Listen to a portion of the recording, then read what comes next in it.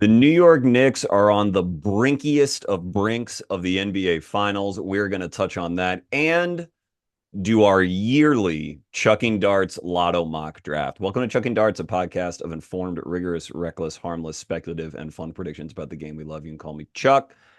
This is episode, I believe, 242. My last episode, 241, was last week, and I had on Lucas Kaplan to talk about the middle of the top 10 because that's where the Brooklyn Nets pick. Lucas does a lot of good work for Nets Daily, covering both the Nets and the Liberty. He's covering the Liberty all summer, so I encourage y'all to check out uh, his work at Nets Daily and on his Substack, which is lucaskaplan.substack.com.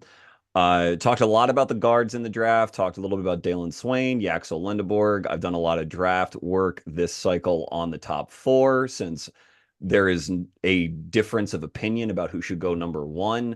So that's in recent episodes as well. I've talked about a lot of guys, but that's why I feel finally ready to do a mock draft of the lotto with the combine in the background. The withdrawal date is in 2 days, and I don't think that there's going to be anyone that is too stunning at this point that we talk about today. But before we get to that, my guest today, who's doing the mock with me, my guest today is Prez, Presidente from the Strickland, and he is the Strickland senior draft correspondent. He is at underscore Presidente, Prezidente. He's been on my show numerous times in the past. He has been a friend for half a decade now, talking draft. And this is his moment. He is a Knicks diehard. He is a draft diehard, and the floor is his. So, Prez, how are you? I'm fantastic. I'm enjoying these unbelievably, except for a few exceptions, stress-free New York Knicks playoff games. That's right. Look, man, I without doing the like go through your whole history as a fan kind of thing, because I grew up a Knicks fan myself, and then I kind of We can welcome you lapsed. back to the flock. Well, thank you, man. I really, that's very sweet of you all. The Knicks community has been very kind to me, you and the expanded Strickland universe.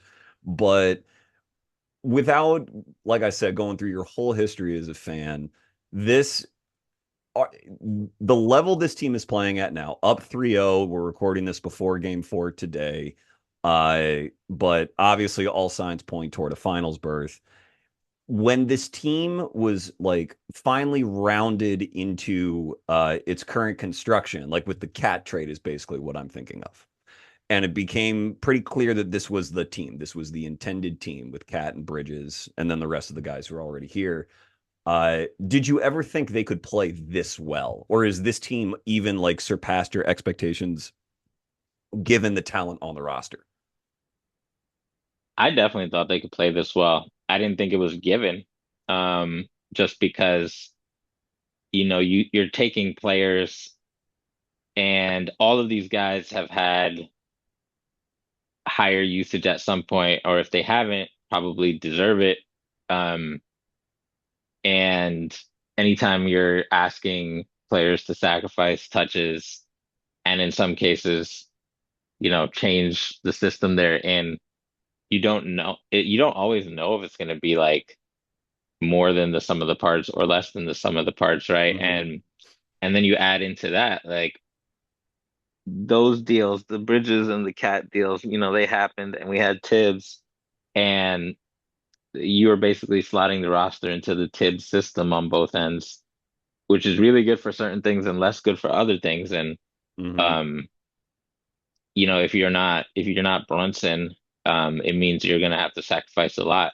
And in some cases, like it makes sense. Like, yep, Mikel and OG are really good at corner threes. They're gonna get a lot of those in that system, and that's the thing they're best at. And they'll occasionally attack closeouts and blah blah blah. And it's like, they can do more, but do you want them doing too much? I don't know, right? Like, so like there's a give and take, and after the way last season ended, um, you could kind of tell that like the front office was a little more interested in exploring the ceiling of like, okay, we got these guys like OG and Bridges and even Cat and Deuce and down the line. And it's like for title contention, it was clear that they were pivoting away from like Brunson and the Jackson Five kind of. Mm-hmm. Mm-hmm. And under like once that much was clear, me personally, I was like, yeah, if you can figure out a way to keep Brunson cooking and also like get these guys to play up to what they're capable of, the sky's the limit. Of course, that's way easier said than done. And even though the Knicks as a team had stretches during the regular season this year where they were elite, they were still like there's always still another level that they hadn't quite reached. Mm-hmm. I think that much was clear, even if you don't follow the Knicks very closely. It's like, well, like Mikel's really good, but like, isn't something feels off, right? Or even people who are like, why isn't Cat shooting as much? Like, something always felt a little bit off, even though the team as a unit was performing really well. Um, but these in the course of all the experimentation in the regular season, and there was quite a lot of it. And that was also some of the reason for the inconsistency. It took up basically about 85 games for Mike Brown and these guys to figure out like these are the lineups, this is the schemes, all that stuff. Which is a while, right? Like some teams get it much faster, right? Like I remember when the Celtics championship, not the current championship, like the Garnett, Ray Allen, Rondo, Mm-hmm. Pierce, like those guys pretty much clicked immediately as far as like their role or like Well, but on that, and you said hmm a ton of great stuff. I'm like brimming with stuff I want to build off of what you said. yeah. If you remember, even in that, you're talking about 2008, right? Which is the year they hmm won. So hmm in 2008, as you recall, they played the Atlanta Hawks in, I think, the first round, and I believe it went seven. And hmm then they played the Cavs, and They that had a went couple seven. 7 game series, yeah. And then they played the Pistons and finally won in six. But like they didn't win a road game for the first like month of the playoffs, basically. Yeah. And so there Yeah. was even with that team, there was a question because like Yeah. the stuff about the experimentation, finding what bench units work, giving guys like Shamit more run with starters, stuff that Tibbs, was always going to be reluctant to do because he's Tibbs. Uh, I think the Knicks were so well positioned to do that and find their right version this season because they'd gone through the Tibbs. You're Yes. just going to play a million reps together, like a bajillion, and so you guys will know each other's games. And could the experimentation have taken place last season? Yeah, probably a version of it.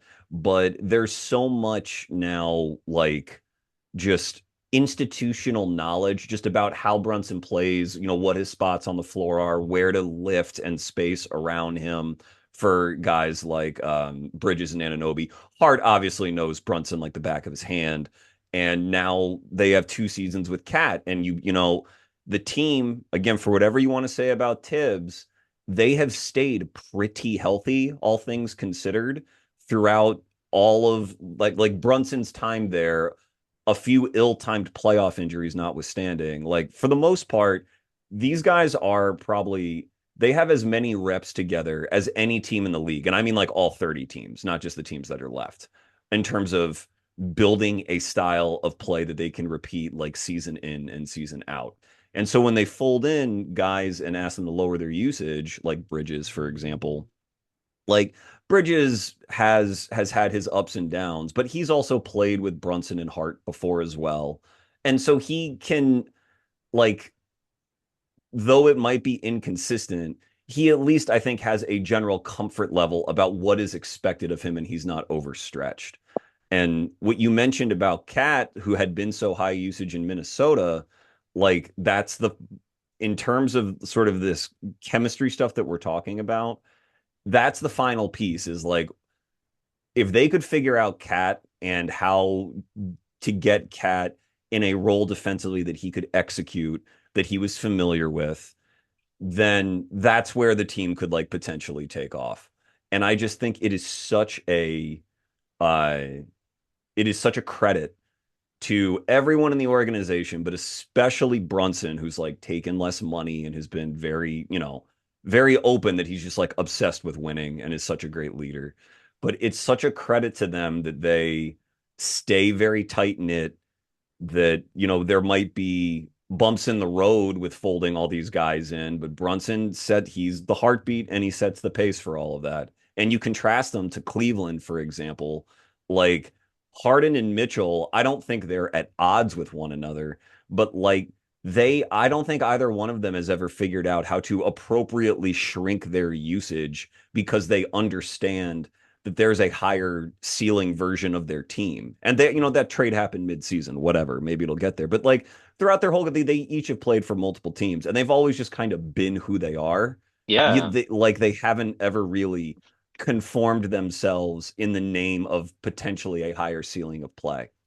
that's the And secret for it's Brunson. Like that's people it. don't like he played with these other guys at Nova. He played with Luca, right, to start Right. his career. And like it's the thing that separates him from guys like Donovan Mitchell and even guys who were better than Donovan Mitchell in their prime, like peak Damian Lillard and stuff like that, is like the ability to know to do point guard stuff of like, okay, I'm gonna get my guys going here. I'm gonna get my number, I'm gonna call my number there, but also to be able to shift to like having half your plays be off ball and you setting 10, 12, 13 screens a game and stuff like that. Like the only other guy who's done that sort of stuff is Steph, and it's no accident that like Brown has just basically ripped a bunch of stuff from that playbook back when he was an assistant Hmm. for the Knicks. And obviously nobody's Steph, but like it's the same principles. And it's so underrated to from like a locker room perspective too, right? Because like everybody understands like, oh, one-on-one, Brunson's a problem, real hooper, right? Blah blah blah, which he is. Right. But like if you're another player and you see your star like shifting from on ball who and you know he deserves as much on ball reps as anybody, and then you see him setting screens and running around like all these screens off ball and shit like that, like that moves you. And this this locker room, both from like a personality perspective and a on the court perspective, they definitely all understand that. And it was just a matter of kind of like actualizing it a little bit. Like I saw a quote today actually from I forget the exact question and the exact response, but they asked Kat about the locker room and he was speaking to the fact that like he just feels comfortable with these guys and Hmm. that he always tries to just be himself and that he's basically been like able to do that problem free here. And it kind of, like Kat, like there's been times in his career, whether because of immaturity or because people just don't understand how he is or who he is, where like he's probably become a punching bag of sorts. And when he was earlier in his career, right, he was like a number one pick and Yeah.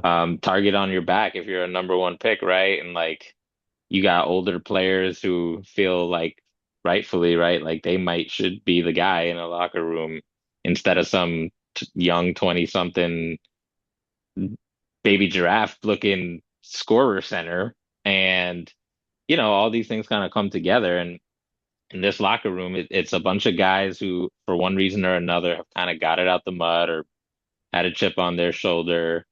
Um, there's a lot of people who are from like New York or New Jersey or the surrounding area, just like Cat, and like That's right, baby. little stuff like that, like Oh goes man, I far. feel like I should let my accent slip in. You're firing me up here, Prez. This is great.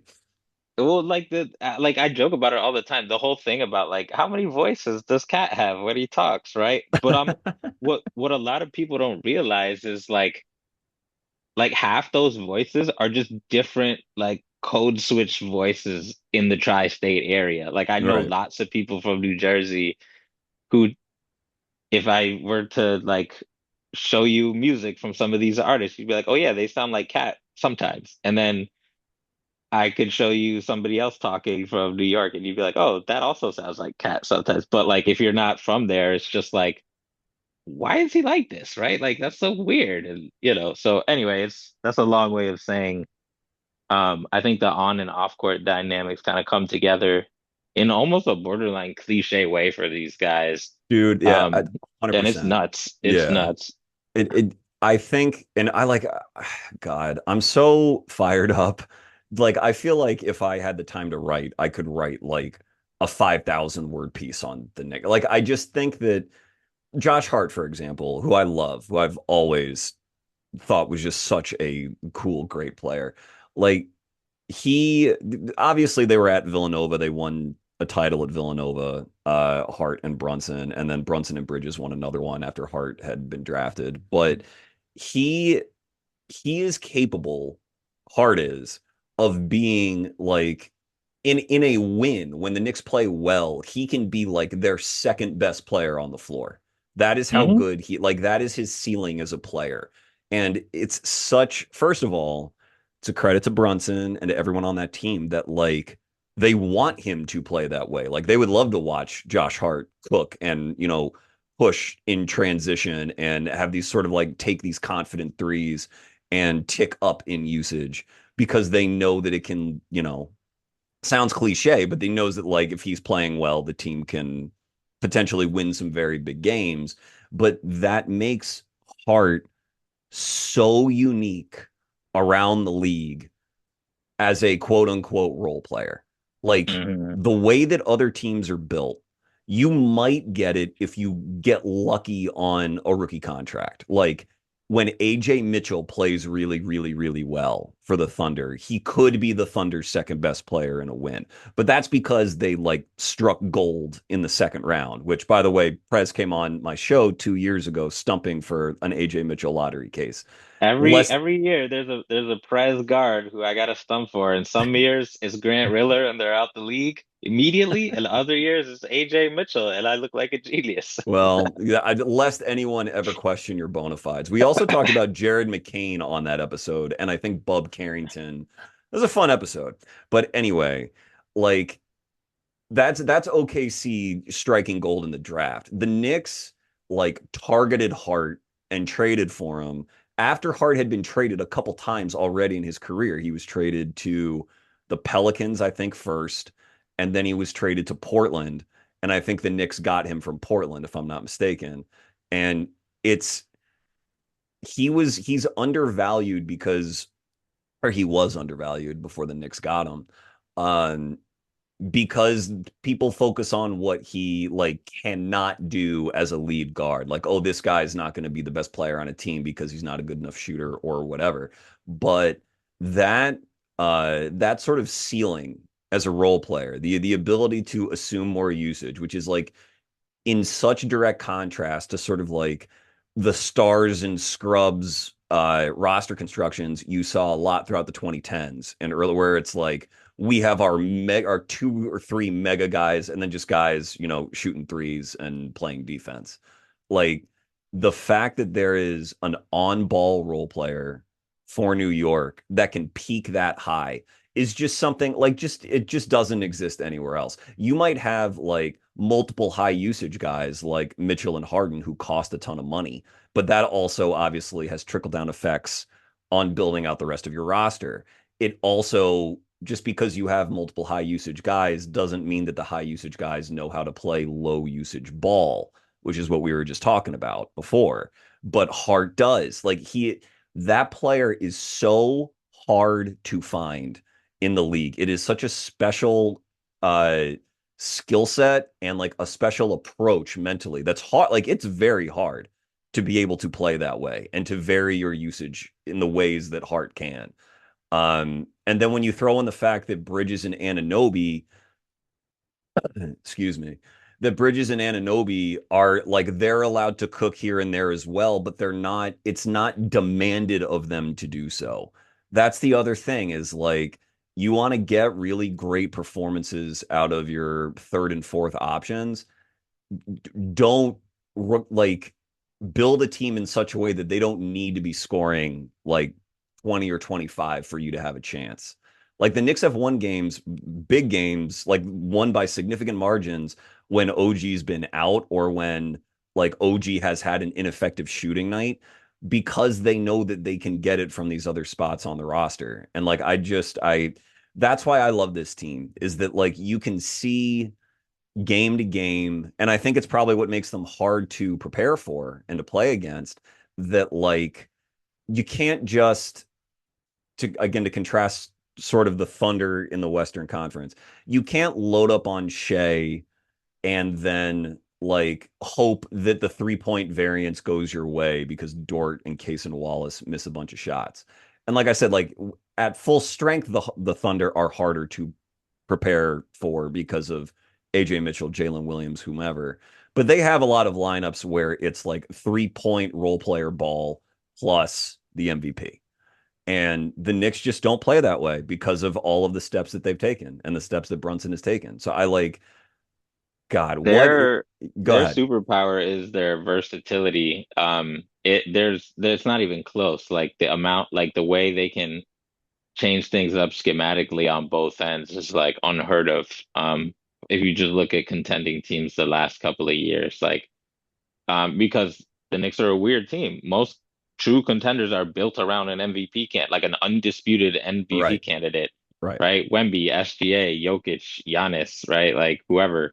The only one arguably that hasn't been and shares versatility with the Knicks is the Celtics the last couple of years, right? Yeah. Which and Tatum is as borderline MVP candidate as you can get. But even with that, like, maybe not so much this year because it was a weird season and Tatum was out, but like if you look at past years, it's like, oh, like they Kristaps and Horford at the five, Tatum at the four, Tatum at the three, Derek White at the Yeah. two, the three, the Porzingis at four, the the five. one, Yeah. Porzingis that like they could throw all these different looks with different speeds and different levels of passing and all that shit. And it's kind of it's why that team was also more than the sum of their parts. Right. And similarly, that team had guys who could dial up their usage or dial That's down their usage. 100%. Like Drew Holiday could Yep. score 20 plus and play all defense level point of attack or rotational defense. Like Derek White could pop.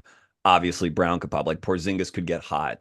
Like it's right. It's just that's why, and it's going to lead into what we talk about in our mock draft. Hmm. But like finding the right kinds of role player. You never want to pigeonhole a role player. Like, yes, role players play a role, but you want to find guys who can spread their wings and do a little bit more if the situation calls for it, not guys who you need to do like that you're asking more than they are capable of doing.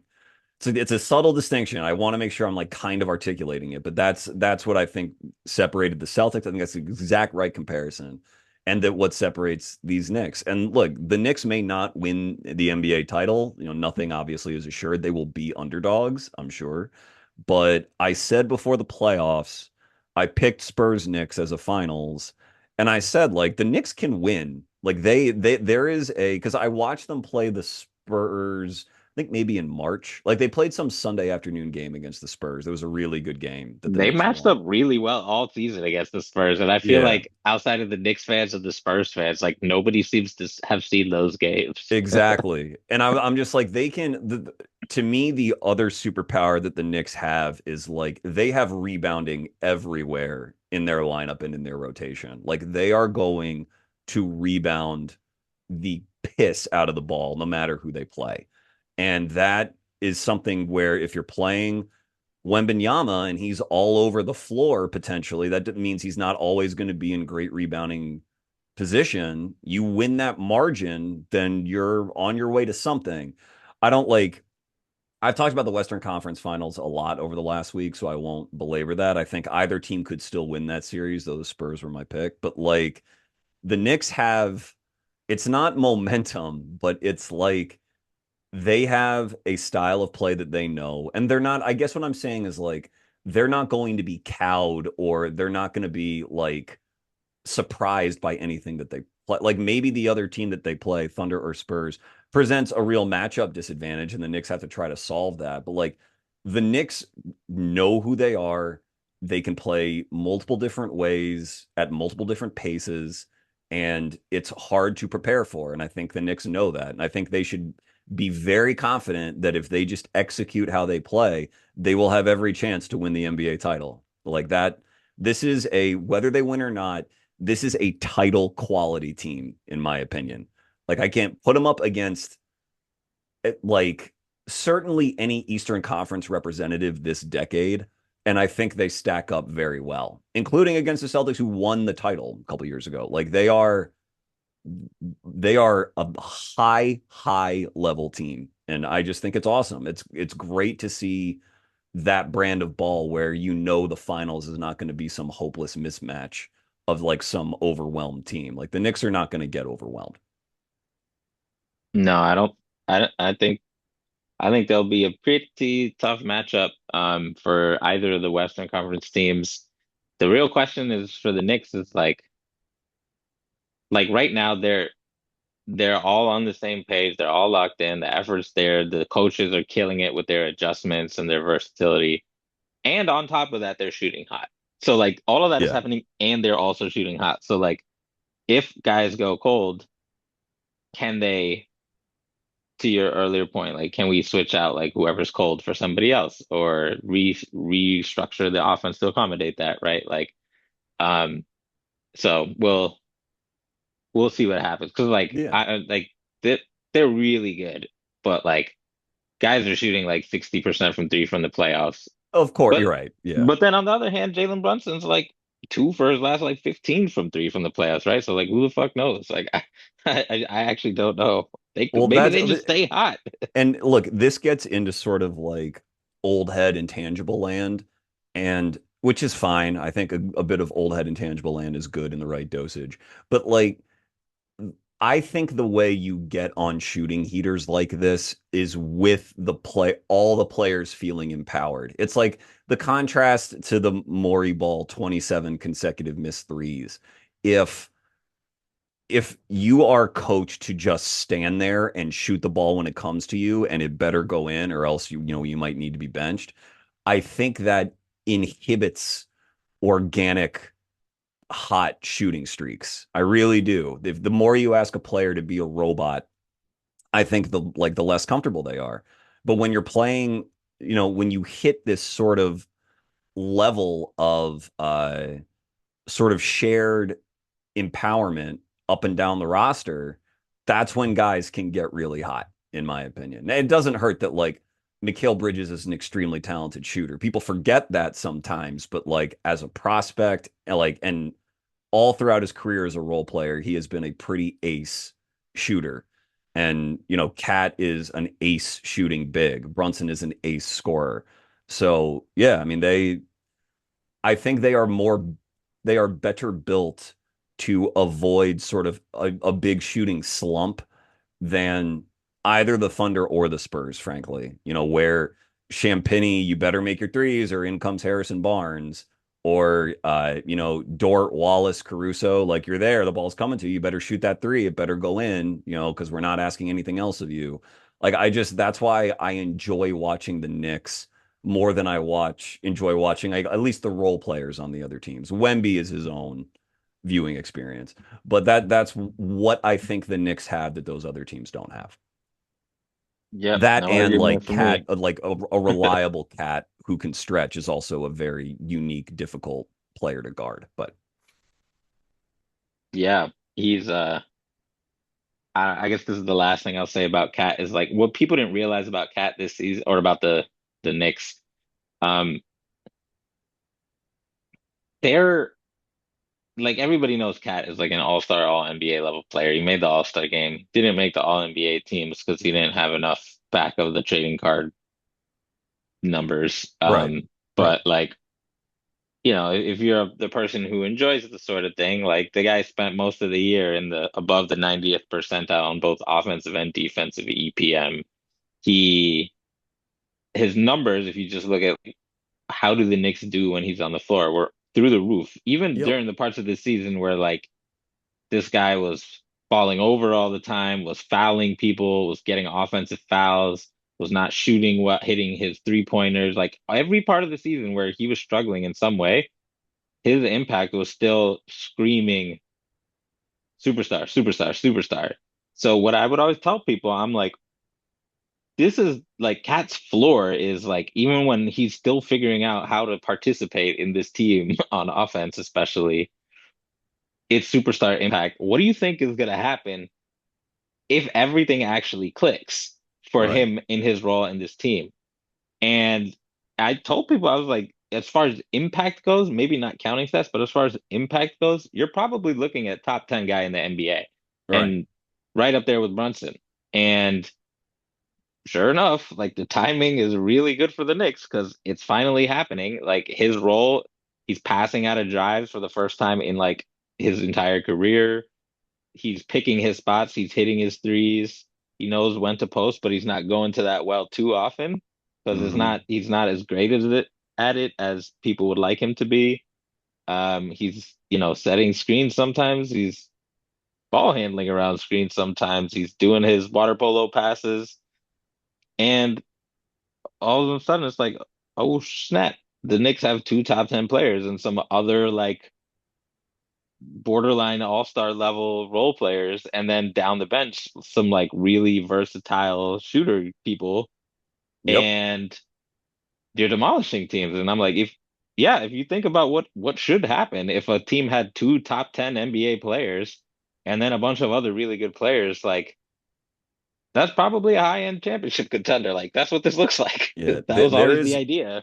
There is no when you talk about types, obviously it is great to have a no doubt MVP candidate like Wemby or SGA leading your team, but in terms of types of players, there is no simpler, better like lineup piece to have than a five who can dribble, pass, and shoot. That is Oh yeah, still like the thing that not enough teams in the league have. The Cavs don't have it. I mean, Mobley is he's a variable three-point shooter, but he's right. not a very good driver, number one. And the shot comes and goes. Like Chet can kind of shoot, but it comes and goes. Like he can't reliably dominate with his offensive skill set. He's never been that guy. So, I mean, Wemby can obviously do it and Cat can do it, but there's precious few bigs around the league who can really, really do that. And, again, we'll get into it in the mock. There isn't necessarily an obvious candidate for that in this draft, but if you get that guy, it makes a That's ton yeah. of different things on your lineup more dangerous. You He just will have an advantage against teams that don't have that player. he's a cat has suffered from like literally being able to do everything so that people are like, why doesn't he run our offense more? Why doesn't he post up more? Why doesn't he shoot off the dribble more? Like I was like basically like why doesn't he be like Michael Jordan and Hakeem? Like that's the like double-edged sword of Yeah, having a player with those kind of gifts. Like when he drives, like 7-footers have no business moving as fast as he moves when he drives. That's why he's always falling down half the time because he's 7-footers not supposed to be that fast. So yeah, to your point, like you see how valuable stretch fives are, even if they can't do all the dynamic stuff. And then the level beyond that is what you're talking about. So looking at a class, and we'll get into it, but like a class like this year's where there is a lot of cool big men prospects, and last year's, you know, even if it's not the complete package, right? Because there's a reason Cat went number one. Like you're hmm looking at like who has a chance of like approximating even some of this, that's because right, baby. It's why my that's worth a gamble. loyal Sacramento Kings listeners should take solace. It might seem bleak, but Maxime Ray knows a I was real sleeping on guy. my boy. I should have listened to Chuck. It's okay. I mean, you have AJ Mitchell, so I think you're doing just fine. And I'll take Maxime. But all right. Anything else before we kick off this lotto mock? One question. So are we doing who we think they'll take or who we would take for them? Who we would take? I mean, All yeah, right, I think our cool. insight into what will actually happen is a little limited. So we're gonna at least try to bring I'll whatever insight we can about who should go. So yeah, who I'll we would take. I'll And shelve my years of uh Scott Perry observance and uh understanding what sort of shenanigans he might be up to, and I'll leave those on the cutting room floor. Well, then, but to your point, why don't you then do odds? I'll take evens. This is no trades. We're not trading picks. We are just bar for bar taking a Yes. player for each team. So if you want odds. Yeah, that way I could pick for my minor league team, the Washington the Washington Wizards. Good. All right. Yeah. With no further ado, Washington Wizards #1 pick. Who do you got? All right, at the risk of increasing Wizards ticket prices and making Prez's day-to-day basketball enjoyance more expensive, I would pick Cam Boozer #1 Hmm. for the Wiz. Um, I'm not like I think Boozer's the best prospect. I'm not of the opinion that like I think all four of the top guys are like pretty freaking close to me. And Hmm. I've like moved them all around in different configurations, but um I don't know. When it comes down to it, his versatility is too crazy to me to sleep on. And then, fit should not be as a big factor for a #1 pick, in my opinion, especially for a team that's been where the Wizards have been over the last since Bradley Beal and John Wall were doing their thing. But I'm a big Alex Sarr guy, and I think Cam Boozer and Alex Sarr are kind of awesome together. So I think Sarr had one of the best nobody cares most improved player seasons. Yeah. Went from a string bean to like probably a top five rim protector in the NBA while nobody was looking. But this isn't about Sarr. This is more about Boozer. I think Boozer is the kind of player who empowers everybody, but I think if you get the right guys around him, they can also empower him, right? From a team building perspective, the Spurs have walked a fine line between like, oh, Wemby helps these guys, when arguably like it's about time for them to flip it and think more about who's helping Wemby Hmm. moving forward. And even with that, they're in the NBA finals, right? Or not in the NBA finals, in the conference finals. So Cam Boozer is the kind of guy who I think he's so elite at so many things. So they like yes, they could use a bona fide wing scorer like AJ who can do the off the dribble stuff. Cam has like a lesser version of that, but on the whole, like we talked about the Knicks and like what happens when your superstar is able to shapeshift. That's Cam Boozer, man. And people have pigeonholed him into like only this like quasi role player star mode, and I'm like, that'll be one of many modes for him. If what I think will come to pass comes to pass, so I would pick Cam. I agree.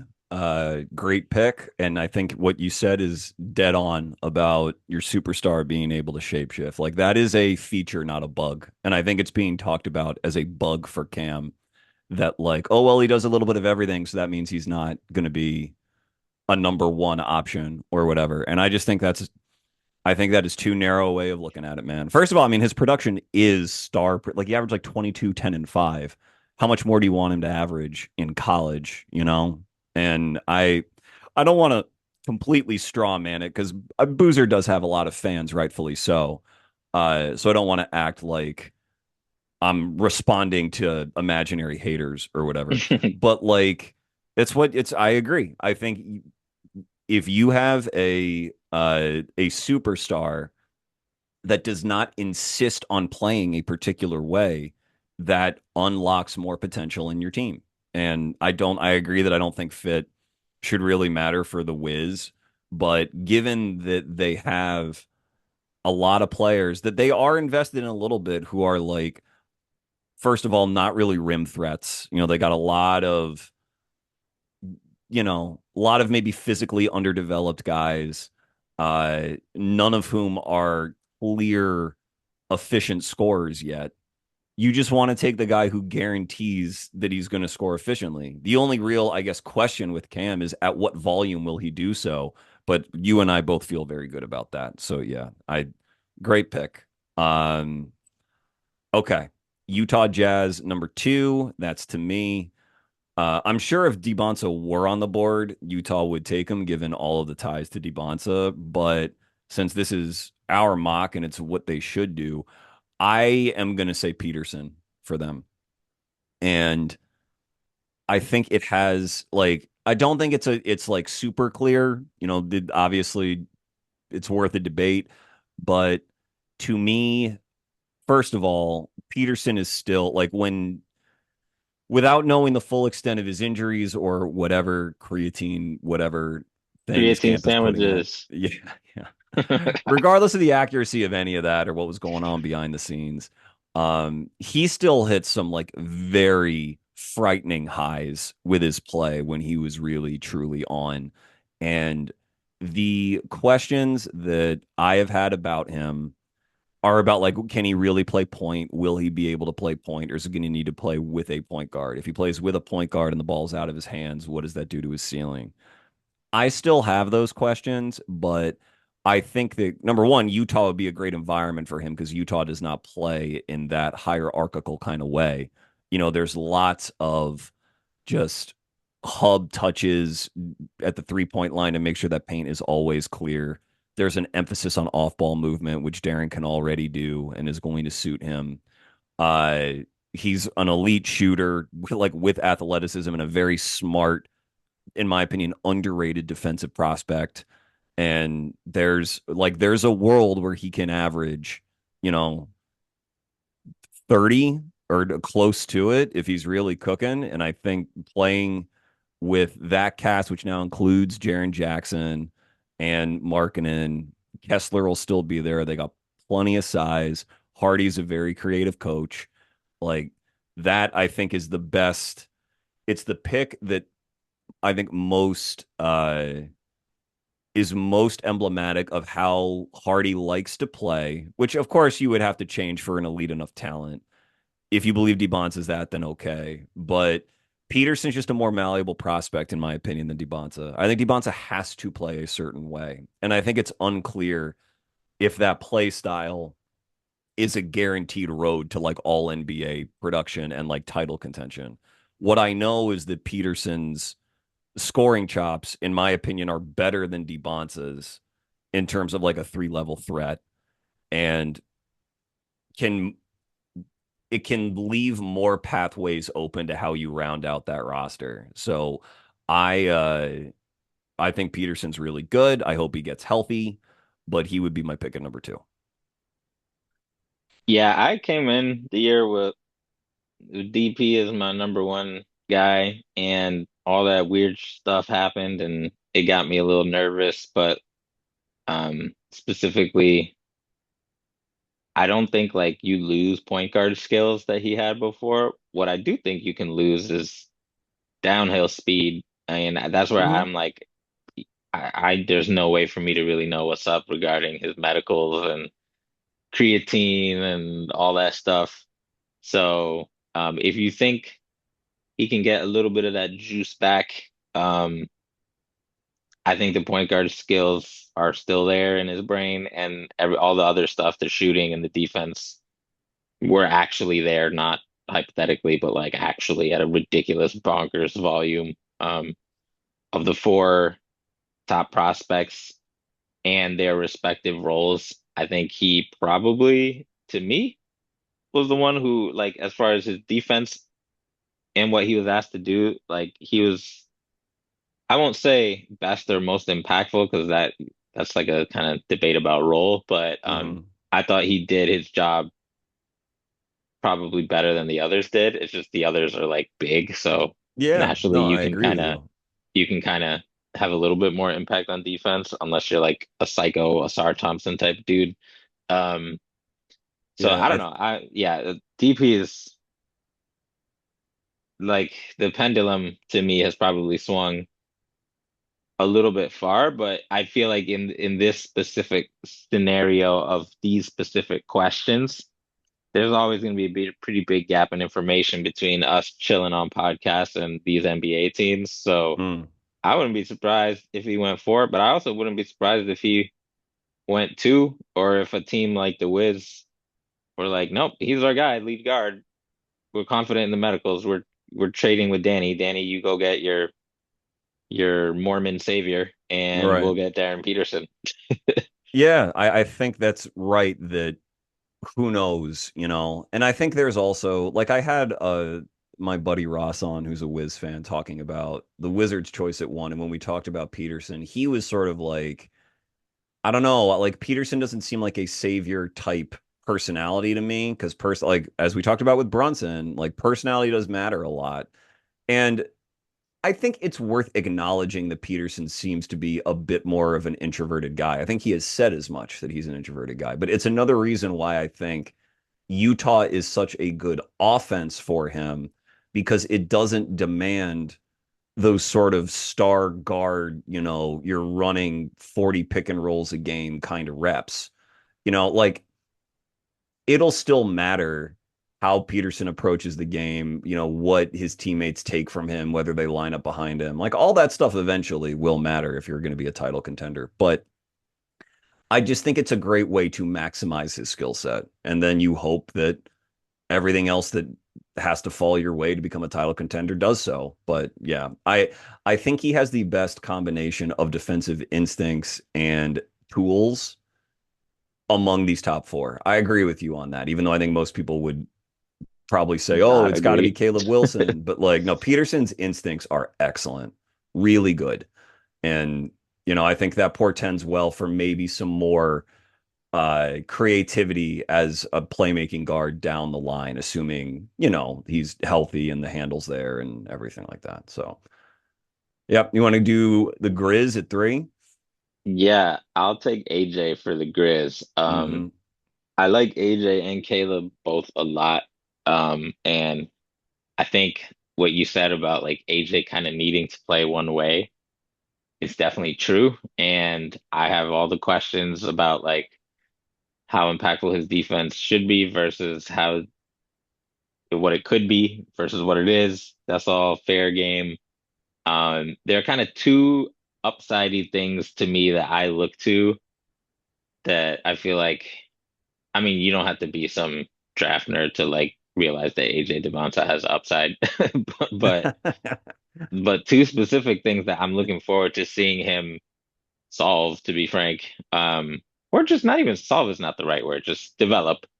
Um, One is like the stock stuff on defense, like he's getting a low rate, and we've seen some prospects like that before, right? Like Nick fan favorite RJ Barrett, um, low stocks, high usage scoring wing, similar to AJ. I don't think their physical tools on either end are comparable, which is why it's more hilarious that AJ's stocks were so low. The Mm-hmm. funny niche comparison that I'm gonna make that will probably make sense to you, Chuck, and will make sense to Knicks fans and will not make sense to anybody else. There's actually one big giant wing prospect from last year's draft who had inexplicably low stock rates that did not make sense given his physical tools, which are like 95th percentile, who then came into the NBA and he just got his stocks and it was fine. And that's Mo Diawara, the guy who the Knicks took in the 50s, who, when they took him, I was like, I've heard a little bit about him from our French draft Twitter friends, but like not really. And then I was digging into his numbers and I was like, why does this guy like never block shots or get steals? He's like 6'9" or 10 with a 7'4" wingspan, and he's not as explosive as AJ, but he's very mobile in all the other directions. And his block rate was below like 1% or something insane like that. Like it was like point guards have higher rates, and I know he wasn't playing against college students, but still it was crazy. And every time I asked the French dudes, they were like, I don't really know, man. It doesn't make sense to me either. And then he came on the Knicks and his averaged about 2.5% block rate, 2.5 steal rate, what you would expect. And his motor on defense is way higher than AJ's, but like my point isn't that. My point is that like sometimes it's just weird, man, and you gotta trust that they'll like just by like inevitability like run into a few blocks and steals. It doesn't have to be anything crazy, and he probably always will be a should do more guy on defense. Hmm. But I'm just kind of betting that just his natural gifts will lead him to pass a minimum threshold that helps. I don't know if he's going to be a neutral or plus or what, but like it'll help him avoid being just like a bad defender, which sounds like the lowest bar ever for a top three pick, but it's still important. And then the other thing is the three ball. It was so funny. He had a video in the combine of him taking threes, and I had friends actually message me like, "Is he purposely trying to tank his stock because he's missing a lot of threes in these videos?" And I was like, "No, he's just not a good three-point shooter right now." But um, I think he'll work it out. The way he shoots is kind of like an early 2000s player where he like Hmm. elevates quite a lot, and it's really good for cashing mid-range shots, but makes it a lot harder for cashing NBA threes. Yeah, it's where he Um, most resembles McGrady in my opinion, is that elevation that he yeah, gets on his jumper. Which, like, it's great yeah. to be compared to McGrady, but I think you're right. And yeah, I agree. Yeah, I mean, you go McGrady's one of those guys. DeMar DeRozan was one of those guys. Derrick Rose is one of those guys, and D Rose is the one I always point to. Who, if you look at his jumper early on, and then you look at his like Expendables old man D Rose run with the Knicks the second time, where he was like really good coming off the bench, and he had shot like 40% from three, and he found a consistent jumper from three where he didn't jump as high as he did in his mid range, and I'm I'm pretty confident. It's not unusual for this to happen, and I think AJ can make that adjustment. It'll just take time, but it's not like some wholesale change that he has to make.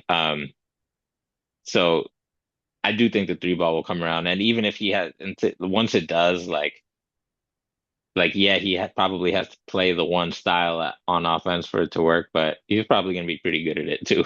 So I'd pick Yeah, him three. yeah, he will. And like you don't have to be the best wing scorer in the world. I mean, maybe you have to if you want to like be finals MVP or whatever. But like Jason Tatum, I don't think has ever been the best wing scorer in the world. You just have to be good enough. And then hopefully what happens is that your team builds a great defense around you, which is what being a wing initiator allows your team to do. It allows you to say, like, we're just going to go for all defense guys at point and shooting guard, nominal point and shooting guard, because you have all this usage, you're doing enough to, lift the tide. And now, even if you're not a great defender, it's not like you're going to be a horrible defender at your size.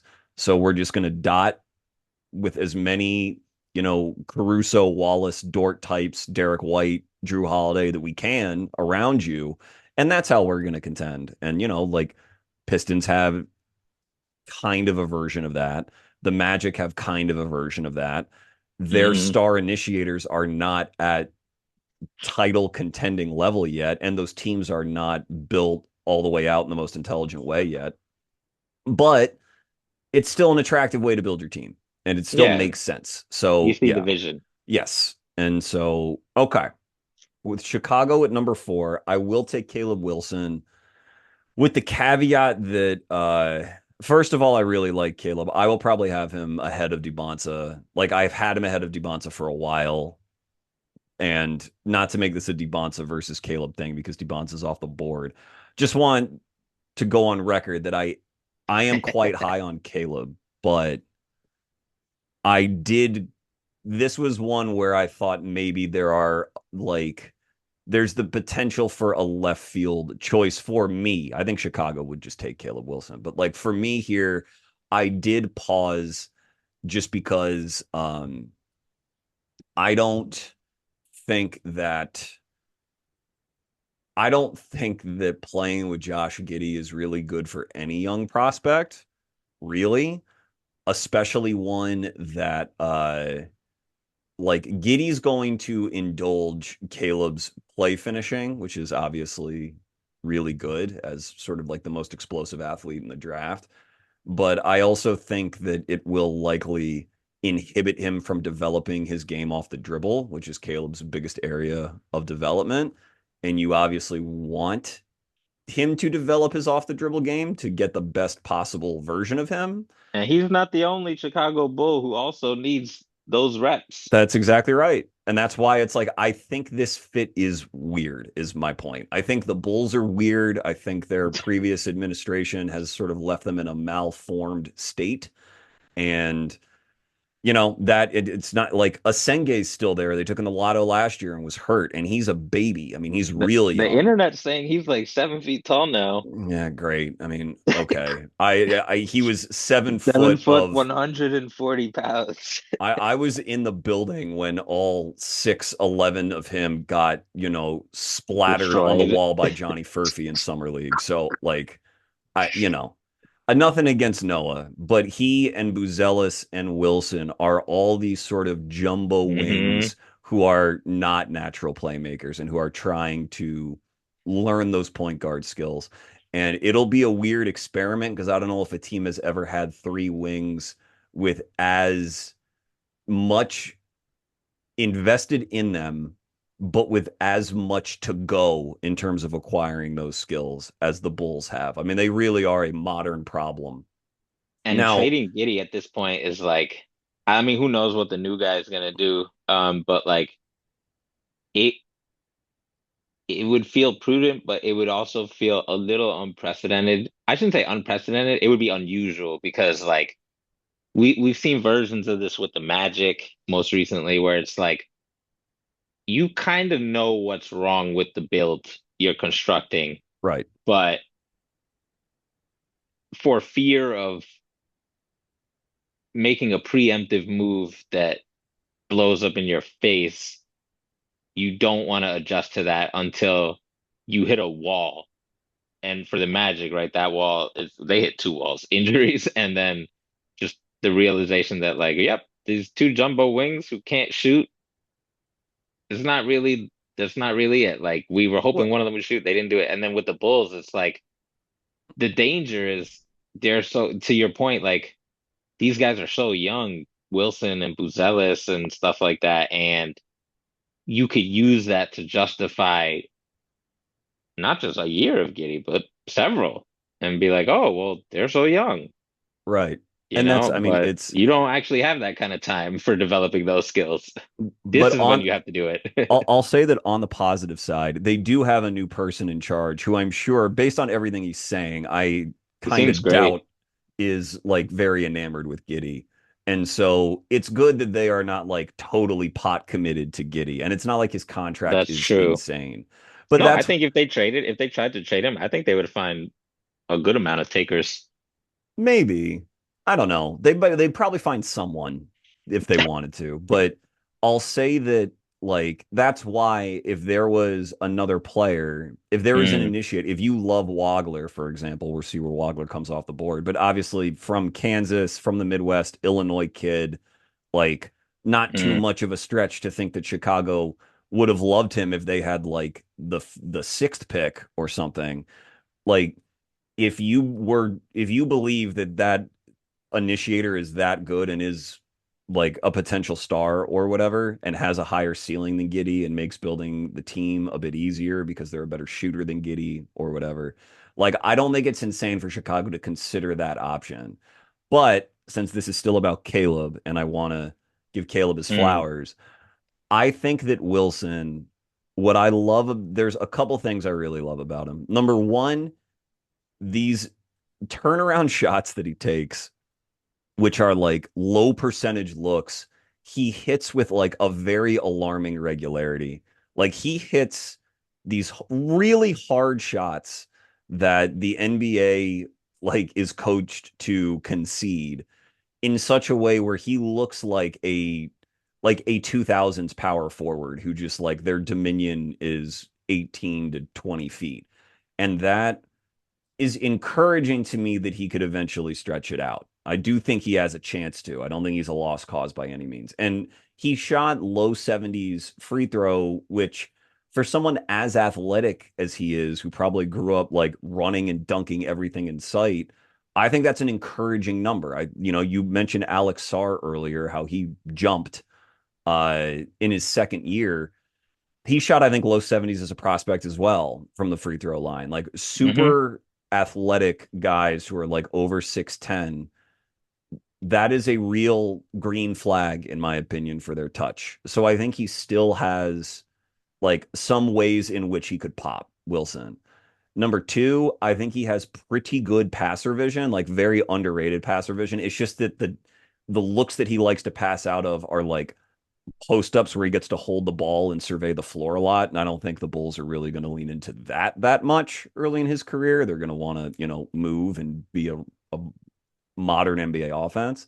But it's good that he has the vision. And because he's not just a like tunnel vision run dunk player. I mean, he has a lot more nuance to his game. And third, when he is involved, because again, he's not a natural initiator. So there were times at UNC where the guards were running the offense and just not like getting him these post touches that he likes. And when that would happen, he would have like sort of quiet stretches offensively in the game because the ball wasn't finding him. But when the ball found him, I didn't like, I think he has a very good motor, of course, but I think his motor runs really hot when he knows he's being involved in the game. And when that happens, with that very important caveat, like that's when you see end to end, like affecting offensive and defensive possessions at a high level. That's where you see all the talent in recovery. Doesn't have the best defensive instincts in the world yet. He's not a technician, but like has so much that like makes up for it frequently that he was like clearly an impactful, very, very good college player, even with these fits and starts in his jumper, in his offensive involvement, in the weirdness of his preferred touches. Like he was still like a clearly positive player. And so the right team that develops him the right way could have a real star. And I don't think you pass on the talent that high, but just acknowledging that the Bulls have some self-discovery ahead of them. But at least they know it and have a new guy in charge. Yeah, I think it would be an easy pick for them, despite all those questions, Yeah. just because of the tier gap that seems to be the consensus there. Yeah. Well, let's get to it then, that tier gap. The LA Clippers, number 5. All right, Clippers, without trading anyone. Pulling up my, I don't even know where the heck my board is. I can find my disrespectful comps, but I can't find my board. How funny is that? I will sprinkle some of those in if we're lucky. Give people Okay. a sneak preview. Yeah. A Um, Prez tradition, disrespectful comps. yeah, there's some. I thought I wasn't gonna be able. I thought I wasn't as locked in this year, but something in the playoffs inspired me, and I got some heat for the Well, people. you rise to the occasion like all greats, Prez. But yeah. Exactly. I think for the Clippers, I would pick. I'd probably pick Kingston Flemings. Okay. It's With Garland there. Very interesting. Go ahead. yeah, I have a bit of everybody in the same tier for a couple of guys, and um, I like him, Burries, and Wagler. I love all three of them very much, and I'm like almost equally high on all of them. And like the other two, you could probably argue, um, fit better, right, with uh Darius and Kawhi. They're trying to compete now. I don't think the Clippers are doing shit. That's kind of what this comes down to. Like, I'm not saying they should blow it up. They should give it a whirl. I'm more just saying, like, with an eye towards the future, with Darius Garland's health issues, with Kawhi's age, and maybe he gets sent to Guantanamo by the front offices of the NBA. I don't know, but in that case, like, with less of a win now lens, Wagler probably takes the edge over the other guys by a little bit for me. Mm. Um, there's definitely uh Sorry, did I say Wagler? I meant Kingston Flemings. Oh So my yeah, God. you picked Flemings, but you just said Wagler. So is I it meant Wagler or is it Flemings that it's you're taking? Flemings. It's Okay, it's Flemings. Flemings. My short king, Kingston Flemings. Okay, I'm already messing up. No, that's all so right. yeah, Flemings, like I'm a huge fan of his game. I think people are really underrating his speed, and he definitely has times he leverages it a lot, and he still has even more he can do with it in the NBA. Like there's times where he's just like, I'm sort of short, I'm sort of skinny, I'm gonna just pull up Hmm. after after hitting the turbo button, right? And like in time he'll improve. And I think like that mix of speed and hops like that, it's such a direct expressway to easy scoring, like just efficient rim shot, whether you're just talking on ball, off ball, in transition, like with a screen, especially with the way everybody can set moving screens now, like it's just automatic paint touch, and he doesn't necessarily have to rely on finesse as much as you might think because he's just going to run into some dunks. He's going to run into some more fouls in the NBA, probably than he did in college. And I think as far as his jump shot goes, like tweaking the distribution from mid-range to three, I don't think that's particularly difficult for prospects to do unless they have that AJ Dybantsa situation going on where they actually have to like do some getting used to as far as mechanics. Kingston got his own thing going on with mechanics. That's weird, but like it works for him. Hmm. I believe it, and I believe it from mid, from three, from the free throw line.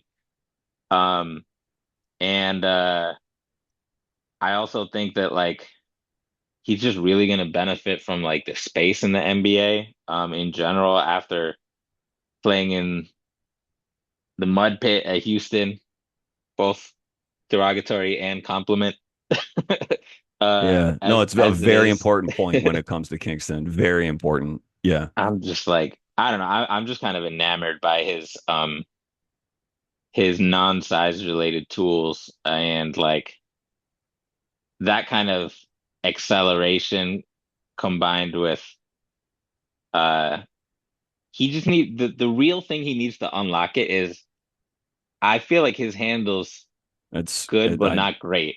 I agree, 100%. And Yep, and and yep. that's the thing. And like getting your handle from good to great is actually more difficult probably than going from like whatever to like Mikel came into the NBA just thinking about Knicks with like honestly quite bad handle, and then it became like passable, right? Like that's you see that happen.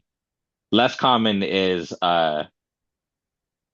I don't even know. I mean, the most egregious example that I would not expect of anybody is Kawhi, so I'm not even going to talk about that. Going from like questionable handle to like hot sauce from the And1 mixtape days. But anyway, my point is like he just needs a little bit of handle improvement, and then it's going to be like the floodgates open, and it's not a guarantee. That is not like if it's both the reason I'm so high on him, but also the risk with him Yeah. because if he can't blow by guys at 6'3" with speed, like what are we really doing here, Hmm. right?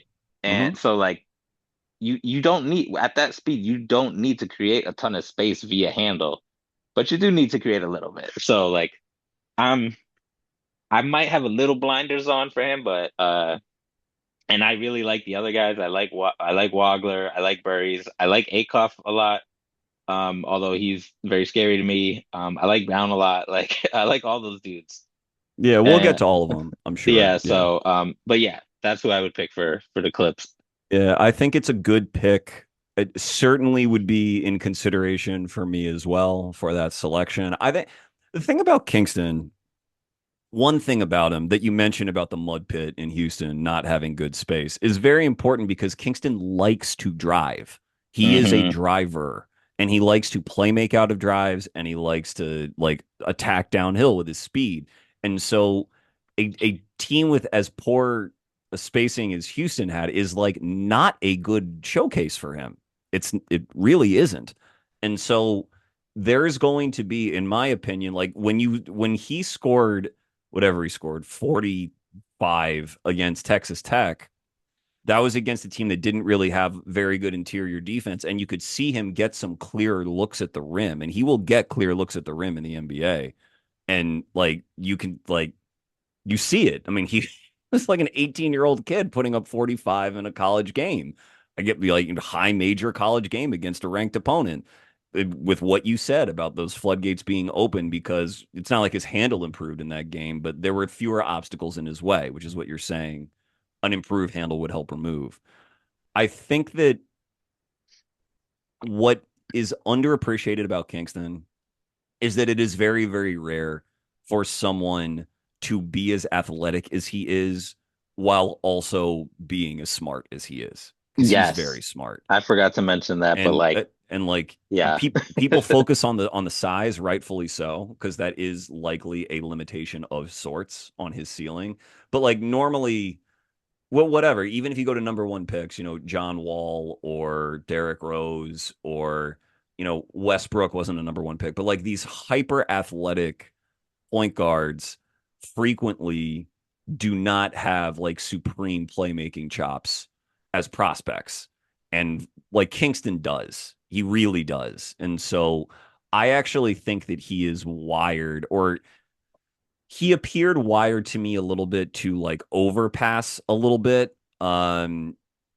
Just because I think he has sort of a playmaker's mentality, to the point where I think that he profiles at the NBA level, if he hits his ceiling, is probably like a really good number two.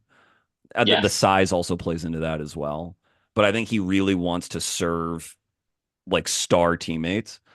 And the Clippers, whatever, like they're sort of in between eras because Kawhi's still hanging on and whatever. But I think it'll be interesting to see how, with his own internal development and with NBA space, how much he leans into the scoring. Because I think any guard you take this high, you would expect, you're like, well, you better score, 23 a night at least, or else, we're probably overdrafting you. I think that Flemings has that capability. I'm optimistic on his shot. Um, but it'll be interesting to see how he marries what his natural, I think, inclination is versus what his tools might be able to unlock for him. But I love the player. I think he's really good. Um, okay, so 6 for Brooklyn. Shout out to Lucas Kaplan, my last guest. I am going to take Wagler for them. Um, Speaking of teenagers who scored 40 plus, the same day that Kingston had his game, Wagler scored 46 at Purdue, which was his like big star moment, which is now like a good 4 months ago, and a lot has happened since then. Um, Wagler has, he has nits to pick as well as a prospect because he doesn't have a ton of athletic juice. Um, and his shot is not, I think, the most conducive to like movement shooting or like being the most versatile guy on and off the ball. But he's a very good shooter, and he's very smart, and he's 6'6", and he gets to the line despite not having these great athletic indicators. And I think he has enough upside to swing on. I'm a big fan of Lendeborg, as I think listeners know, and we'll get to Lendeborg when we get to him. But I think for Brooklyn, it's appropriate the position they're in to take a big swing. And I think Wagler is worth the swing. I think he has an argument, really probably behind Peterson, as the best like on-ball shooter in the draft, because I think he's legitimately very good at that. And I think in NBA space, he'll get crowded a little less. And if he is getting crowded, then that opens up his playmaking. It means he has driving gravity, and that's also good for him. So uh, he'll go in this range, but I think it is a sound good pick. And yeah, Wagler to Brooklyn. love it. Don't love the Nets, but I do love Keaton, Wagler, Prez bait, nasty handles, zero dunks, don't give a shit, nasty handles, trumps all. Um, I think the one thing I'll say about Wagler that I think people sleep on is like he doesn't have the kind of like run off screens versatility, but he has like shoot from 30 versatility. Yes. Like he gives you 4 point range from the get-go, including off the dribble, which I think is he has a very easy path to like very high 3 point volume, which I think is very important. And I think he also, because of his size, depending on how his like physical development shakes out, but probably either way, like I would not be surprised if he can get reps both as primary guy and the secondary guy, especially if he's on a team like Brooklyn where they don't really have a choice because they drafted a bunch of guys who can sort of Hmm. dribble the ball, but none of them can actually dribble the ball, it turns out. So, in a weird way, good landing spot for him. I will share my disrespectful comps for him for people who have made it Oh. however far we are into the pod as a little fun bit. So for low end, I have less 90s cosplay Trey Man, my boy, love him. Okay.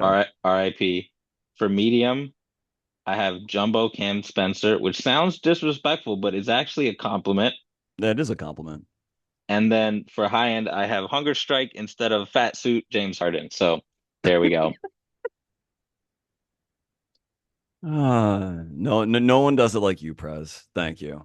Thank you. Yes, it's it'll be fun. All right, Sacramento Kings. Who's Scott Perry taking? I know who Scott Perry is taking, but who would Prez take? Who would Scott Prez take? I would Scott Perry imagine will. he would take Acuff if he's there, Yes, but yes, who would you 100,000 take? percent. It's actually kind of tough. The Kings are in such a weird situation that I'm just gonna also kind of like I did with the Clips, kind of ignore like who's kind of there. I think I would probably choose. Um, this is tough, man. I think like in a vacuum, I would choose Burries because I love him like I like Kingston and Keaton, but I do think that Acuff and Michael Brown have a little bit higher chance of probably being like an on-ball guy, warts and all. Um, Hmm. and I do So think there's something to be said when you're on a ground zero of building your house to look a little bit towards more towards those kind of players, even if somebody else like I'm very high on Burry's ability to be like a we talked about these like monster role players with borderline all-star impacts on the Knicks, right? I think he's hmm. a good candidate for that sort of thing. So is Burries your pick? I'm trying to decide. I'm trying to stall, Chuck. That's what I'm trying to do. I would pick you know what, fuck it. Yeah, I'm gonna pick Burries. I'm gonna stick with Okay, my good. guns here. I was like, this Um, speaks highly to how seriously you want to help the Sacramento Kings. Never let it be said that you're mailing this in. You're like you're sweating out who you'd take for Sacramento. That's very listen, sweet. Very sweet. Scott Perry did some good things for the Knicks. I would want Yeah. to do well by him. So yeah, I don't know. I'm not gonna say my disrespectful comps for him because they're too good, and I really want to save them. Okay, But save him. Save him. I'm very I like we talked about OG, we talked about Bridges. Burries is not as big or as long as either of them, but I think he's like in that family tree, which extends all the way from guys who get paid really large amounts of money to like seventh, eighth guys off the bench who are, just solid, do it all wings. And I don't know, I feel like people sleeping on Burry's ability to like, to me, his superpower is like he's athletic. The intersection of like athleticism, shooting, defense, and motor, and being able to dribble. Like I don't think he's starting from, he's not hot sauce, but I don't think he's starting from ground zero Hmm.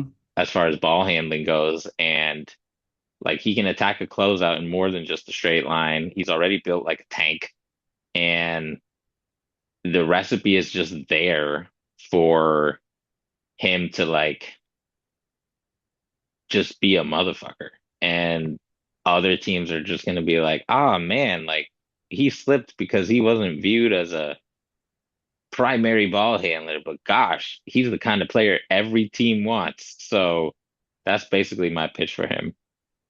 Yeah, he is one where I've probably swung as wildly on him back and forth as I have anyone, because there have been times where I would take him in this range. There's times where I've thought that he's like maybe outside my lottery because you overthink it, you fall into, attraction with other prospects. Where I'm at with Burries right now is that originally when I was like at my highest on him, I actually compared him to Hart or like Bane because I see like the tank Mm, build, hmm the dedication to like really pushing transition, valuing all those rim attempts, like going all the way downhill, which he'll have probably more space to do in the NBA than he did at Zona, where they would post up Krivas too much, in my opinion.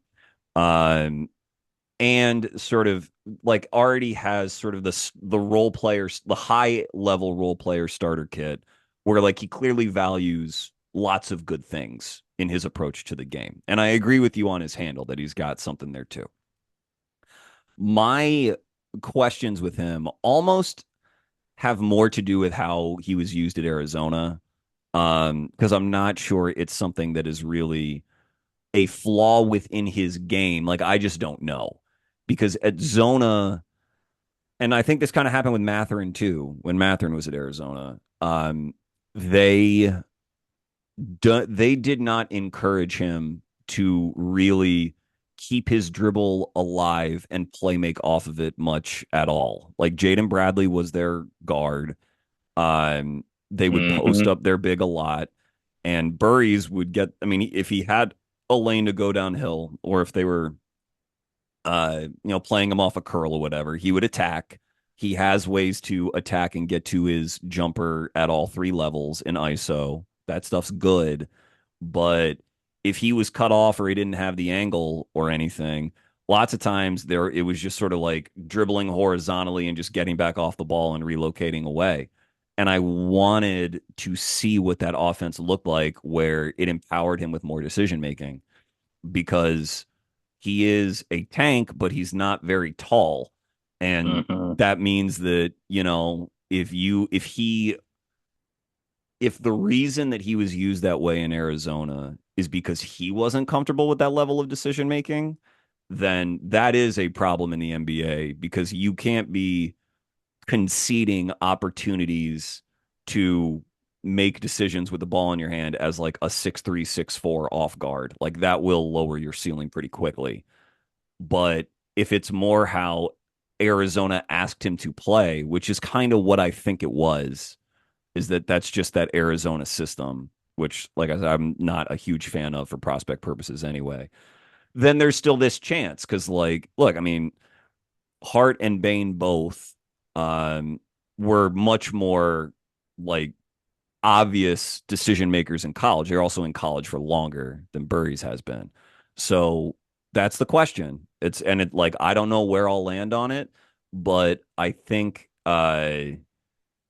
the version that you're talking about is someone who I think has even if he's not a traditional quote unquote point guard, he's someone that could scale up into like running possessions, maybe not at high volume point guard level, but like enough to where, oh, maybe he's scoring an efficient 20 plus in a game, but without the lapses of someone like Matherin, who like that's Matherin's problem, with better vision than someone like Matherin.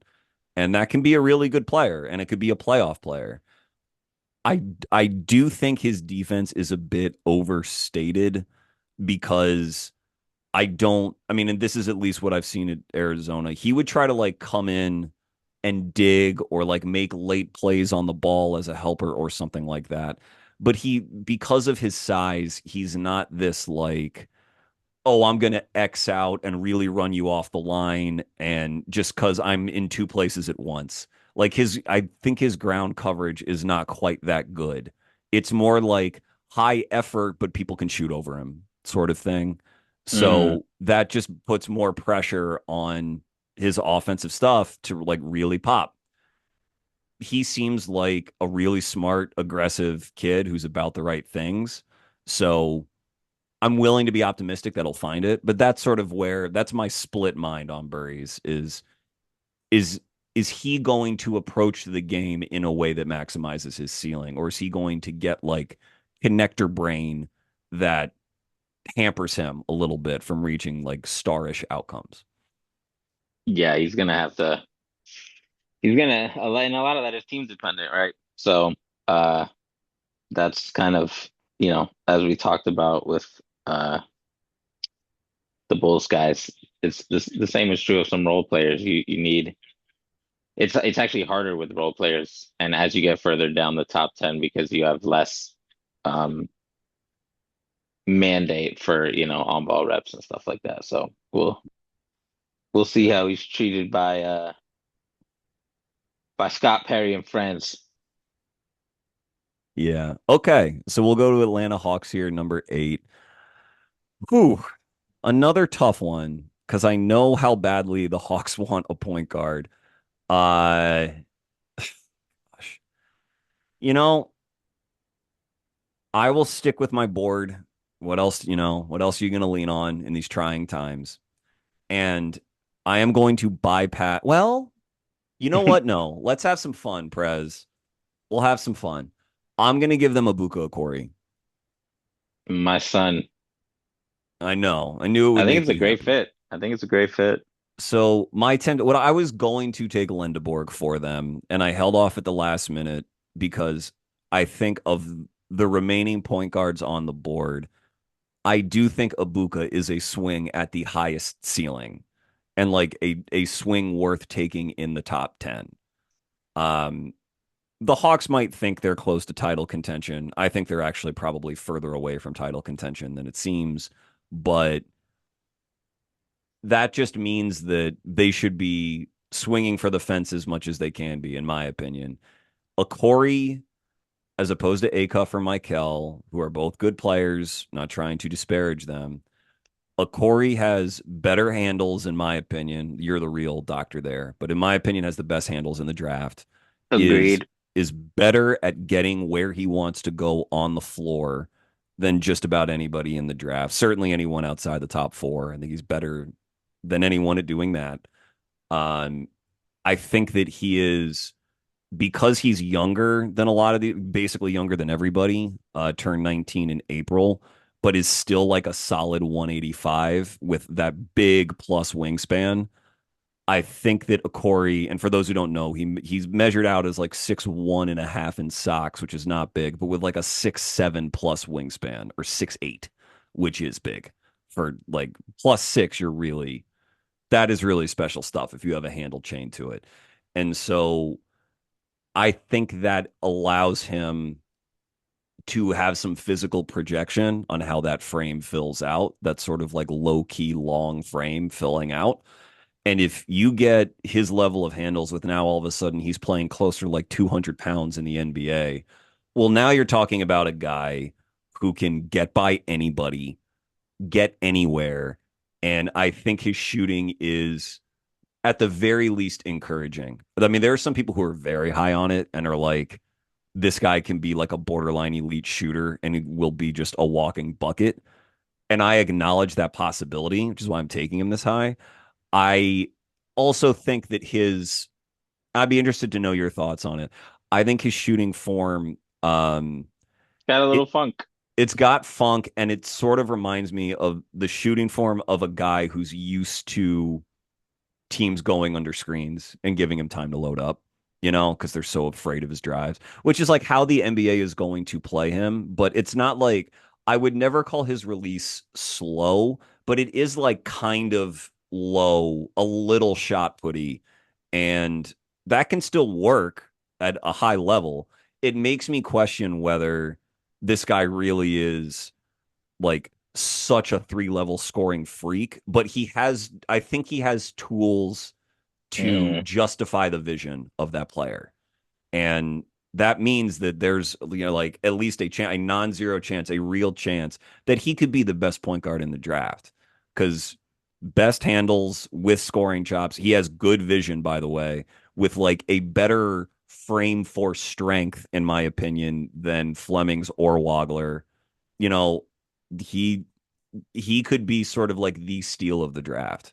And so I try to give Atlanta the best, you know, the best ceiling talent on the board. I think that's Ebuka. So he's my pick at 8. And Atlanta's in a great place where they can gamble on big scoring gun ball handlers, which is what they need, right? Mm-hmm. They tested the theory with CJ McCollum and it actually worked out great. So I Right. really love this pick for them as somebody who I have Ibuka like in this group of prospects. It's like the after the top four, like he's right in the mix with all these dudes. So makes me sad, but I respect it. All right, Dallas, who is gonna get to play for Masai Ujiri? No, who is gonna get to play with Cooper Flag? Um, Here I will actually just in the spirit of making things fun, here I will pick Acuff because I'm actually not super high on the Acuff. Mm-hmm. I'm really worried, and it has nothing to do with his offense. It's entirely to do with his defense. I'm like, you're jacked for what? Like, what are we doing? So like, that's that You're that is jacked like for what? that is like Yeah. 90% of my concern. But like Yeah, this is the way, the second like really Mhm. built prospect with disappointing stock rates you've taken here in the top 10. It's true. It's true. Maybe I have another type aside from fancy ball handlers. Maybe Darius Acuff is both of those things. But no, I like Acuff on I was saying on Coop on the on the Mavs because not to say they'll play the same way, right? Like last year as they did forever, like they're in a transition as much as anyone and new new basketball people in charge and all that stuff. But like you need if you want Acuff, if you want to make the most of Acuff's incredible passing, incredible shooting, incredible ability to do stuff in the open court. You need guys who can run in the open court with him, guys who are lob threats, and guys who can insulate him on defense. And the Mavs have all of that. So this is like one of my favorite. I don't think in the real world there's any chance he drops to the Mavs, but if the Mavs traded up or something, like ahead of Scott Perry, like I think the fit with Coop would be awesome. It's one of those things where it's kind of like I was talking about Wemby, where like, yeah, sure, the fit is Coop is awesome. Coop is a great fit with a lot of players. So like how much are you worried about? Are you thinking about Coop being helpful for them versus the opposite, right? But in the case of Acuff, I really do think he's like a maestro type point guard. And his ability to just like I don't even know how he finds these passes at his height, man, and without having like some crazy blow by ability. But he does it, and he's a ridiculous shooter. So I think he's a direct line drive pathway to a pretty good offense with Cooper Flag, assuming Coop doesn't just plateau as a bad jump shooter forever, which I don't think he will. So, Mm-hmm. so straightforward. That's my pick. Yeah, look, I think solid pick. Like I'm a bit lower on Acuff, but not much lower than this range of uh picks. And I think this is like you said, I mean, this is like Acuff winning the lottery. Any guard, because Dallas is heavily tied to these guards. They're actually in a like a pretty good spot since they're guaranteed to have a good guard left on the board when they pick, basically. And so like any guard getting to play with Flag is just like a home run for that guard's development. And I mean, you said it, Acuff. I hesitate to say like, oh, he and Cooper Flag complement each other well because I think that there's a trap of being like, well, if a prospect is bad at something and their teammate is bad at something, but their strengths Mm, are fill in that hole. That's saying that they're complementary when really like in theory that's just sort of like bringing them to average on both, like both sets of flaws. But he is legitimately like an extremely talented diagnoser of like space and passing lanes. He creates passing reads with his handle. Like he can gain information with like a pound dribble that other point guards can't and capitalize on it immediately, either by rising up or by instantly going into a two-man game or throwing a lob or something like that. Very talented kid. And I think it gets enough publicity because he certainly has been plenty hyped. But I just want to go on record, even as someone who's a relative Acuff skeptic, that he like as a kid seems like an elite kid, like elite human Hmm. being, Hmm. natural leadership qualities, extremely tough, hard-nosed, like will fit in with Flag in that respect for sure. And gave basically everybody buckets. I mean, I still think separation is lacking a little bit. Defense is Totally. obviously a problem. Um, I worry about him finishing at the rim consistently, but I think Dallas is a very good spot. I think him being with Kyrie, would be certainly fruitful. It's another reason why whatever guard lands here is in good hands. So I get it for sure. Uh, Certainly would be appointment viewing. I mean, they'd be up on League Pass very quickly, the Dallas Mavs. Um, Okay. Number 10, Milwaukee. I'll take Lendeborg for them. Now, there might be, Mikel Brown fans or Phylon fans. I still think we'll get to those guys in the next few picks here. I believe that Lendeborg has legit upside. Um, when I say that, I mean like could end up being like an all-star level player. I think that is on the table for Lendeborg, and I think his sort of consensus scouting report is like good NBA player, but can't really expect much more development out of him because of his age. I've gone on record that I think when it applies to him specifically, that age argument is a little reductive of how much he's already developed year over year. Like he just keeps getting better and adding more skills. And he's played in a supporting role, but he's also played in a do everything role. He's been good at both. He can fill up the box score, he can rebound. I think he has extremely like outlier good touch for someone with like a 7'3", 7'4" wingspan. He's built like he's not going to get overwhelmed physically. This is like a very, very, very good NBA player. And I think has a chance. Like we talk about swinging for fences with some of these guards, but he can be a productive, positive player more quickly than just about any of those guards. And that's why I think there's an argument for him going higher than this. I don't really care about the Giannis situation that, no matter who the pick is, they're going to figure probably to trade Giannis pretty soon. So I'm just sort of looking towards the future of the Bucks, which is like Ryan Rollins and question marks.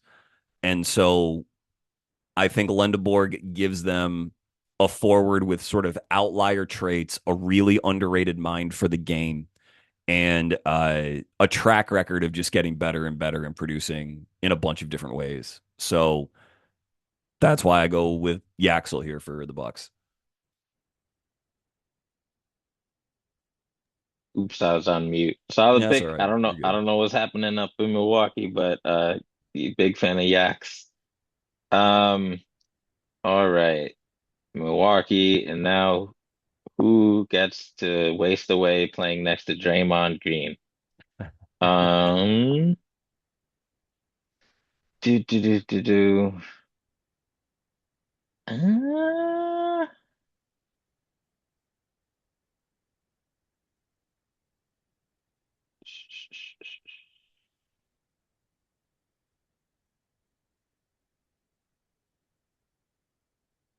Yeah, pins and needles here, Prez. I know. I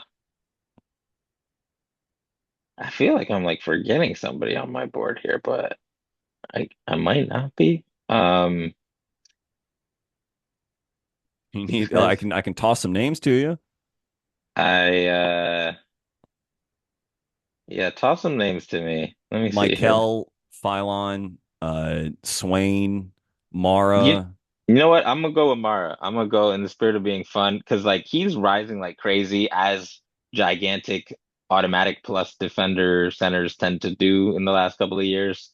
Yep. Even with, whatever. Oh, how much can he defend drop? Like that always a valid question for giant dudes, but like I mean, not drop, like more like defend pull-up scorers and drop. Um, but if anything, I think they're it's a little they're not the same prospect. Klingon was a lot younger. Uh, but I feel like Klingon, along with Alex Sarr, had another very good nobody cares season. Where he actually had like a really awesome year on both Hmm. ends of the floor, like already one of the best rebounders. Obviously, very, very, very good at certain aspects of defense, even if he still has to figure out certain other playoff questions.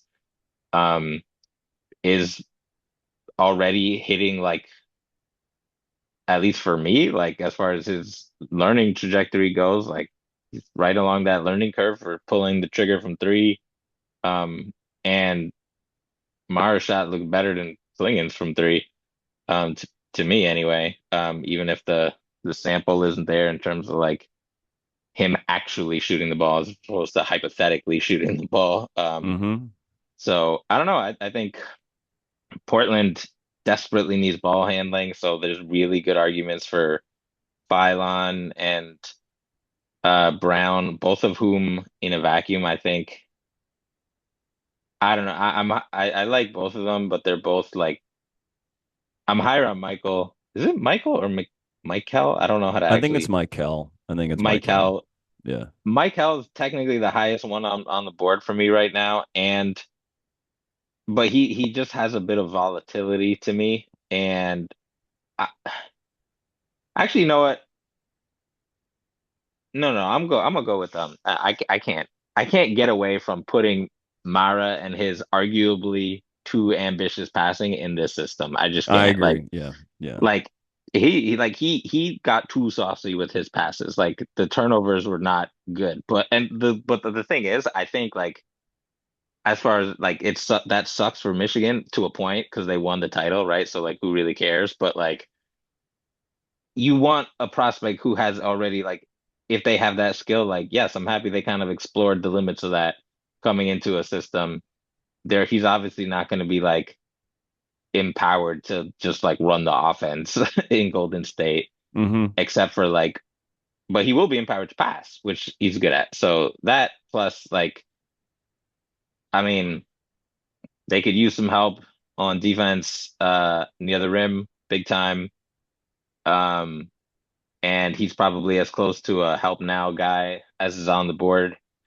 Uh, but I think his upside is a little underrated just because there is a chance that he can shoot a little better and he can do some cool like either high low or like high post or like cat water polo from the top type passes and stuff like that. And um, it's good. It's good. It's a good package. I got And my he concerns. can really finish too, like with any Yeah. sort of guard that sets him up is the other thing about Mara. And like where I think he's actually better than Klingon at that particular Hmm. like part of folding into an NBA offense and being productive on both sides of the ball. Like Klingon, his seasons, I mean, his career's still young, but it's been characterized by like dominant offensive rebounding, but just like iffy touch and like Right. this sort of who knows 3-point shooting. But Mara's touch around the rim is like not in question at all. And to me, he is like a bouncier guy than Klingon too. I just think he sort Hmm. of gets off the ground more quickly. That's my opinion. But we'll see. I almost took him a couple times. I think he's a good, like clearly a very good prospect and good player. And I think this is about his floor for him as well. Like I think he needed to be taken with one of these picks. Yeah, I Um, buy the all the stuff about him being expected now to be a top 10 pick. I buy it. yeah. So okay, for OKC at 12 with this Clippers pick. Ooh, a couple different directions they could go in, especially, you're tempted to be like, well, would they look for like a Hartenstein replacement if he's not back, but they have Sorber in tow, so they have that kind of archetype in the building. I'm gonna go with Dailyn Swain for them. Saucy, my boy, Prez. From just down the road in Texas. Um, I think that Swain, this is the range I have him in. Good, very good player, very talented driver and finisher of the ball. His isolation numbers are what has him this high, that he can, get to the rim on his own in an offense that had a like a non-spacing big essentially, and he just sort of continuously ginned up something out of nothing. I don't think he's the most intuitive scorer overall. I think he's kind of like a spammer, but he has these like very cool creative finishes that have held year over year, and he's got some touch from the free throw line. Um, 3-point volume and results are not quite there yet, though he shows flashes every now and again. That's obviously his biggest growth area. Don't think his playmaking is really that good either. And so, how his usage dials down and how he learns to crush his role will be very interesting. But if you want to be a productive, role player off the dribble, there's very few organizations that are better than Oklahoma City and probably none. So, Swain compared to all these other guards is just so much bigger. He is what, like 6'7" in socks, something like that, or close to it. Um, could really just like if he were matched up against Acuff or Okorie or Flemings or anything, like I mean, he would probably just blow right by those guys. I mean, he is a true NBA mover off of the dribble that is not just a project. Like he has very identifiable stuff that will lead him to getting on the floor very early. And for OKC, positional size at ball handling, like he has a chance to be much better than the 12th best player in the draft. There's just certain things that would need to go right for him. But OKC is better positioned than anyone to work on those things. So he would be my pick for them.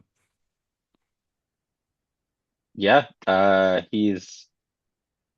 I wondered why he's not rising up draft boards, and I'm assuming we're at a bit of a lull. I know guys are working out. Maybe teams are just overthinking it with the like questionable jumper. Um, I I see him mocked past 20, and I'm just like, don't let him drop to Leon Rose. But anyway, we'll I see. actually came on the Strickland months ago talking about the Knicks, and we talked about Dailyn and Morez Johnson if they would Yeah, be back when they were available. both getting mocked like 28 or whatever. Right, right. Yeah. But All right. yeah. Okay, let's So see you've here. got your beloved Miami Heat are next. Yeah, Joy. I would uh hmm, there's a lot of good options here. They just have such a weird roster. Hmm.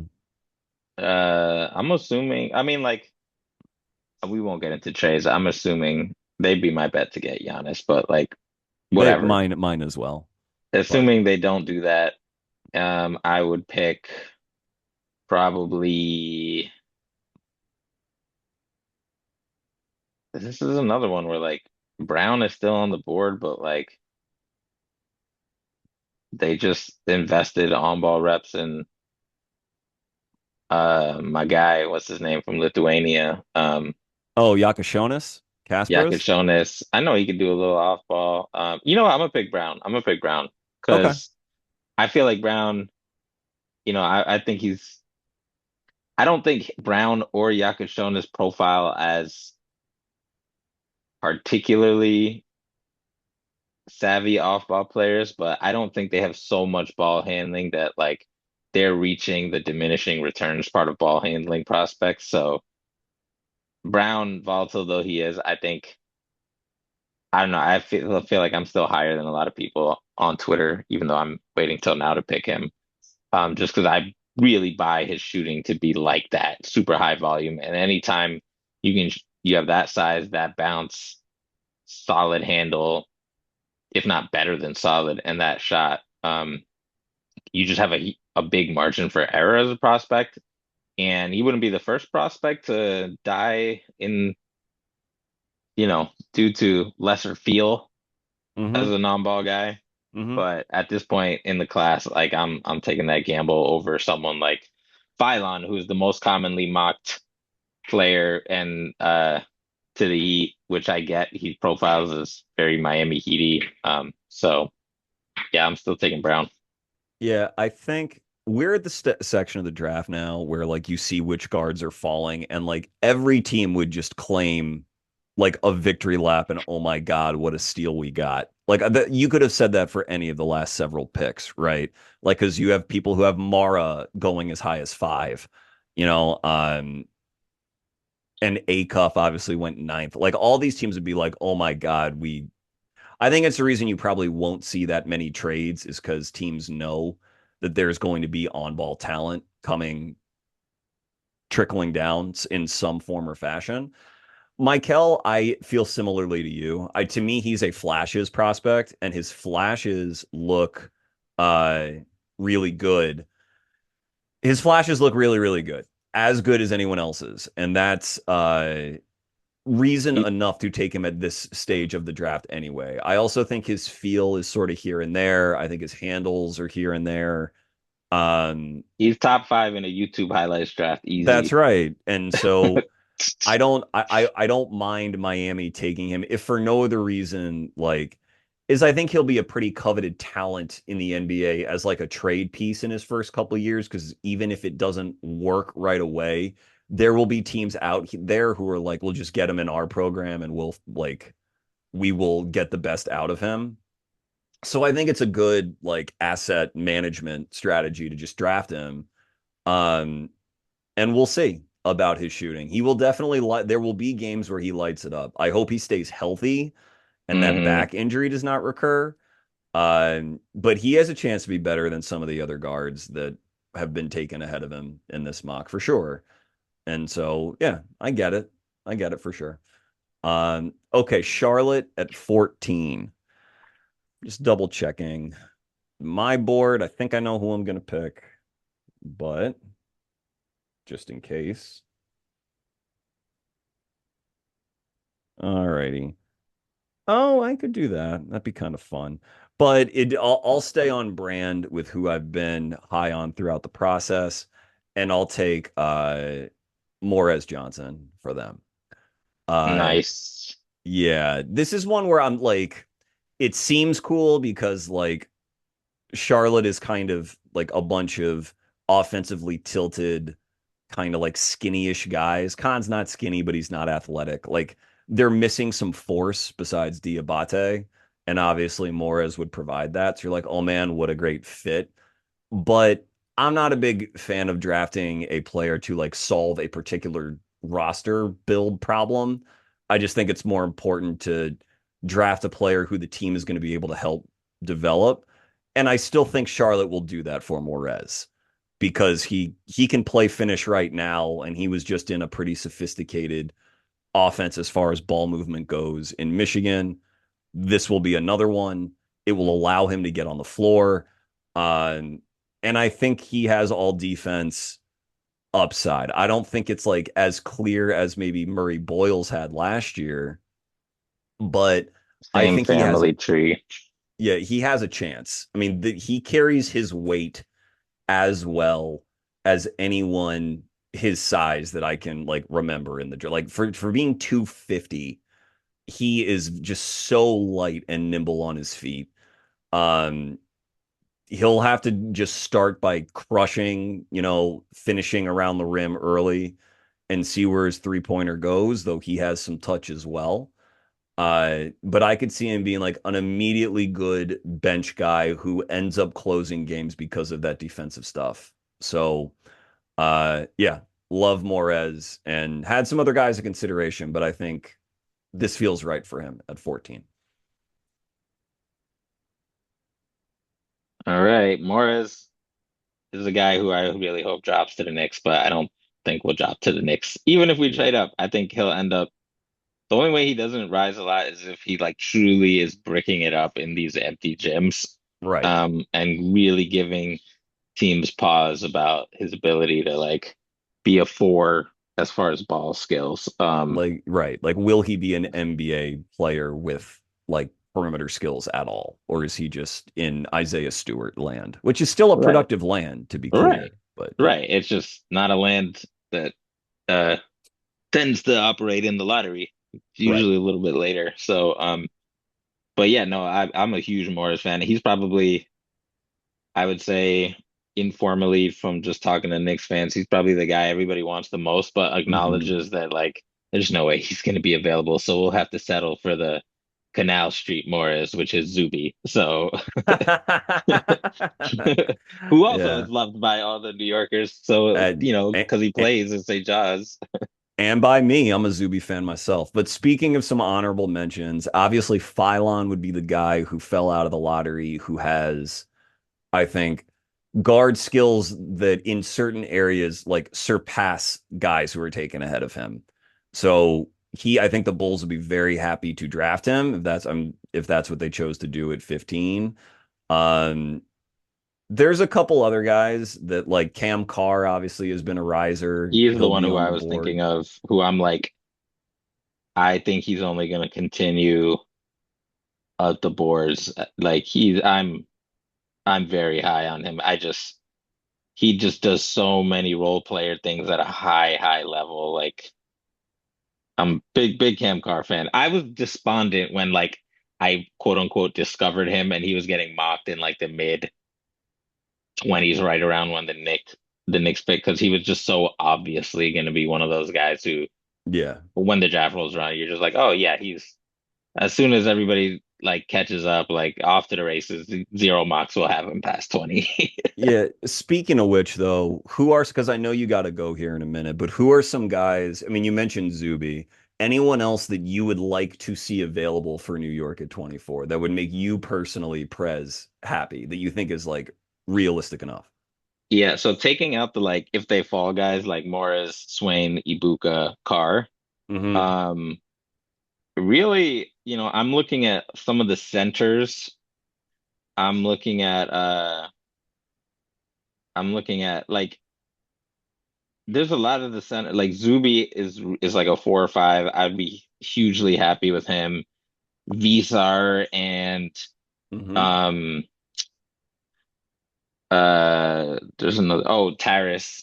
They're both guys who I'm like, none of them would like replicate the size that Mitch and Cat have, but they bring other stuff to the table, which is a thing that could be useful if the Knicks intend to continue competing for a title, which I assume they do. But the real guy I think would be the best fit out of everybody in the entire draft is Isaiah Evans. Oh, okay. Yeah, and I'll tell you why. Like, Cam number, Carr starter kit there. Canal Street yeah, Cam. I think the difference between the two of them as legit wing-sized shooters beyond Carr having a gazillion inch vert is Isaiah Evans already has experience doing like random little things that movement shooters usually learn how to do in the NBA. Like he can set a killer screen for a ball handler who's big or small. Like Duke did all the inverted pick and roll stuff with him in camp. So like you know how this Mike Brown offense is like on some level, everybody's screening, everybody's relocating, everybody's cutting. He's already near the tops of the class as far as shooters go who can do all those things. There's like, to me, I'm like he can attack a closeout in the same manner that Landry Shamet can, which is nothing fancy, but he can put it on the deck, and he's sneaky tall. He's basically the same size as Duncan Robinson. Hmm. I feel like reputationally people consider him more of a Landry Shamet size shooter, but he's like legit like small forward size in terms of height. Obviously, he weighs like 100 pounds, so you need to get this man some bacon, egg, and cheeses. But just his ability to like cut, to set screens and slip and like just do a lot of these little things, and also like attitude wise, he just kind of has that like, Yeah, he's obviously he lets it fly, but like it's more than that. It's like he was not right. Like both boozers are like name brand guys. Their center Ngongba, like this guy could have been a first round pick. There's a lot of names on that team, and this is the guy giving speeches in the huddles. Yeah, I was good. That's what I was gonna say about him. Very no bullshit, like very Yeah, serious minded player. Um, good and I motor think to go with I it. think that like Shamit's not a bad reference No, point for him either. yeah, they're very Um, similar. Yeah, I think this is Another a one that sounds disrespectful before this week, but after this week, that's right. the Sham has been cooking on national TV. I think people would understand. Oh, this is a compliment. And I wouldn't be surprised to see Evans creep up just ahead of this because I think he'll do so well in workouts and in interviews because of the stuff Agreed. that we're talking about. But I think it's a very good identifier. I mean, Evans can really like I wish he could um I wish Duke allowed him to try to do more off the dribble from beyond the arc, but he was kind of like Yeah. relocate or drive in straight line guy kind of for them. But nonetheless, I mean, he certainly has real deal traits and I think is more physically talented than like Jordan Hawkins, who has Yep. struggled to find his way and everything like that. So I I'll would end say, go giving ahead. my higher disrespectful outcome because I don't want to give them all away is taller Malik Beasley, parenthesis, if Congress regulated FanDuel. There you go. There you go. Yeah, that's pretty good. Pretty good. I would say I'll just mention one more guy for the Knicks that I've been rising on myself is that I think kind of fits what the Knicks are kind of looking for and would like is Baba Miller from Cincy. Ooh. And the reason I say that is because the Knicks obviously want to draft athletes, and he is certainly athletic, like long strides, end to end, and can play off the bounce. Like he really, that's his game, is that he can play off the bounce at 6'11 plus. He has legitimate vision. Uh, I think that he's not, he's not an NBA level shooter yet, but it's not impossible that his shooting could get a bump. And I think recently, guys who can operate off the dribble at like jumbo size tend to get underdrafted, like Reynaud or Filipowski or Mamu, a few I- years back. I mean, We're these guys, big fans of Mamu. Let me tell you, he's like a top five inside the Strickland group chat. Like, what do we have to do to get this fucker into New York, right? I mean, Like, he's so obviously he'd be a folk hero there, and he played at Seton Hall and everything. But Bob, all I'm right, telling you, man, you've sold me. You've I sold me. I'm in. yeah, I think Baba belongs in that class of player, and it is not clear that Baba's the worst prospect out of that group either. But like, that is a subtly reliable position to bet on. There's not many guys who kind of know what they're doing off the dribble at 6'11 who don't hang around in the NBA. It might seem like this is like a reach because like, oh, can he really shoot? And he's kind of That's what I light was for gonna a ask. center. Like, yeah, I in general, you think like, well, like any of these oversized ball handlers, are you really expecting a complete shooting package? If they did have a complete shooting package, they'd go in the top 10. It's like Yeah. talking about what a unicorn cat is. Hmm. But I think we in general should be more patient with guard skills the taller the off the dribble operator is, as long as it's clear that they have some sort of facility for it. And I think Baba definitely does. And unlike some of those guys, he's not a complete like cone on Mm. defense because he can really at least elevate and like move around generally in the right ways, make some plays on the ball and help. And so, like, if New York wants to stay big, stay very variable, very variable, but stay like flexible in some of the lineups they roll out, keep the funk meter, ranked as far as possible in terms of sort of difficulty to plan for. I think Baba gives him a shot to do that. And so that's I don't think there's anyone in this draft that is quite like him. And I understand that can be like, well, Kenneth Lofton was unique. I think Baba has legit NBA talent that is going to get multiple chances. I think a Knicks be a great spot to scoop him up. So I'm taking Baba. Is he a 4 or 5 or a 5'4"? Um, hard to say, man. I would say he is more of a, I guess, 5'4", but he is like skinny and light for a Mm. five. Like you just have to think of him as like a gigantic backup point guard is what I would think of him Okay. as. And just watch some tape and we'll DM about him. But if you think of him as more like an offensive bet who is just like gonna be taking up space with long arms and moving around the floor on defense, that's sort of what I think of him as. I don't think you can really expect a defined defensive role for him early. It's more like get out there, see if you can juice transition and see if you can more or less rotate on time, and then I we might mean, have something. the last picks the Knicks have made are Pacom and Diawara, so they're not strangers to gambling on giant dudes who can do cool things. Right. Right. That's another reason why I think it might be low key a pretty good fit. But And yeah. hey, they've hit on one out of two of those guys, so that's pretty good. That's Why not right. try it again? It's my son Pacom. He's coming.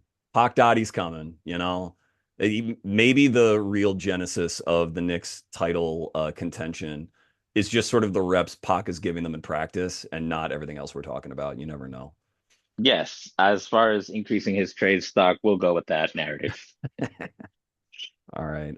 Thank you so much for your time, Prez. Anything else that the people can look forward to from you, or that you want to get off your chest? Uh, Once the NBA season's done, we got some cool content coming from me and maybe some others in the Strickland.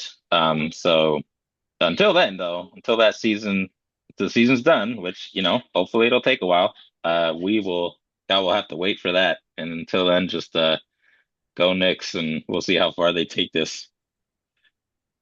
Okay. Thank you so much, man. You are the best. Check out Prez's work at the Strickland. Uh, this has been Chucking Darts. It's okay to be wrong about sports.